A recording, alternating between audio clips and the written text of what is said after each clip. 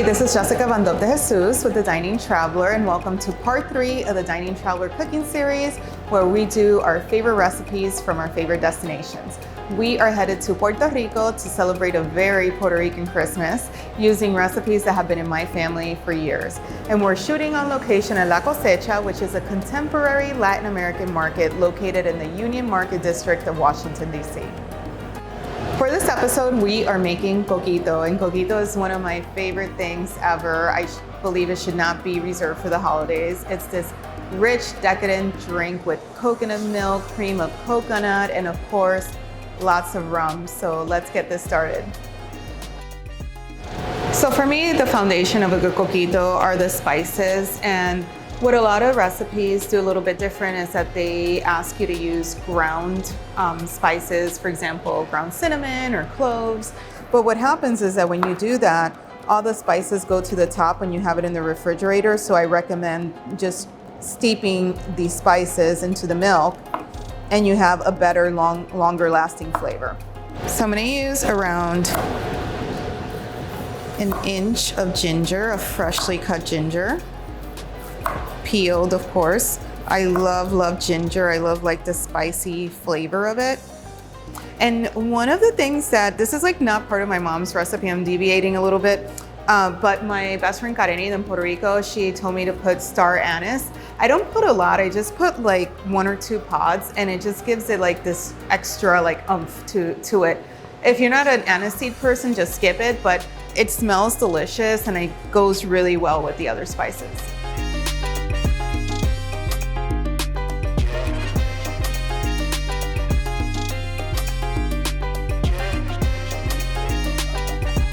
Now that we have the spices ready, we are going to add the evaporated milk. So now we're gonna put it in the range around a medium-high heat, and we wanna leave it there around 5 minutes so it can come to a light boil, but keep an eye on it because the evaporated milk will really jump at you. So you just want enough for it to get warm, for the flavors to cook together, and for it to steep a little bit. So after 5 minutes, the evaporated milk came to a boil. It rose a little bit. Really keep an eye on it because it can make a huge mess in your kitchen. Now you want to let it sit for at least 20 minutes for the milk to cool down and for the spices to steep. While the spices are steeping in the evaporated milk, add 1 can of cream of coconut, add 1 can of condensed milk.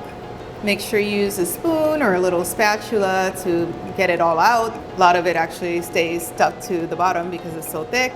And a can of coconut milk. So now for the important part, the rum. And for those who don't drink, or you're serving it to folks that don't drink, skip this part, but mama needs her rum. And for this recipe, I'm gonna use rondell barrillito 3 estrellas, which is a premium rum. And it's a very complex rum in its own. It's actually great for sipping as well if you want to skip the whole Coquito part. But I like to start with 3 1/4 cups. Just add a little bit more if you want it a bit stronger, because the problem is if you add too much rum, you might lose that flavor of el Coquito, and it's much easier to add than to subtract. You would have to make double the recipe or do it all over again, and nobody wants to do that.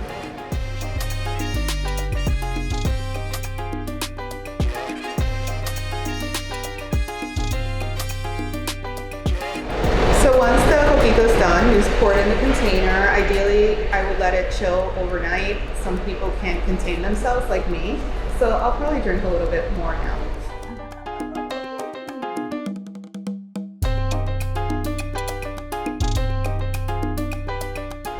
So I have a special guest, Daniela Señor, who is the co-owner of Serenata, which is one of the bar restaurants here at La Cosecha and Colada Shop. And Daniela is Dominicana from the Dominican Republic. And you know, Dominicans from Puerto Ricans, we always have a little rivalry, although people are gonna like drag me, but the best mofongo I had was in the Dominican Republic. Don't judge me, people. Same ingredients. We have you know, a lot of the same heritage. And that was one of the things that we were talking about previously when I was telling you that we were gonna make el Coquito. You were like, oh, we do something similar called ponche crema. And so it looks the same, but the ingredients are a little bit different. Yeah, a little bit more of a yellowish hue, but it's the ingredients are fairly similar. It's condensed milk, evaporated milk. We do add an egg yolk to this just to give it a little bit more richer mouthfeel. Freshly grated nutmeg, cinnamon, and then Dominican vanilla, as well as Dominican rum. And then we, same as yours, we let it sit overnight, blend it all together, and then enjoy very cold. And you know, everyone has variations depending on where you are in the Dominican Republic, which rum you use, which spices you use. And we also create a ton of flavors. This is our like base recipe, and then you can go from there, but you can infuse it with whatever you feel like. And that's the same thing in Puerto Rico. We do like pistachio, guava, cafe, which are all very delicious. For some reason, I feel like this is like so strong and indulgent that I'm kind of a purist when it comes to Coquito, but the guava one I like a lot. So let's do an exchange. Little social distance exchange. Oh, salud. Salud.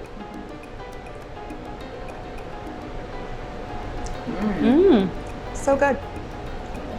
Very rich, like the flavor. Yeah, very coconutty, rich, but like it's definitely different. You know, I would say the ginger here is beautiful. I love it. Like, Thank you. It just gives it such a like in the back end, like this nice tinge, like Little kick. kick.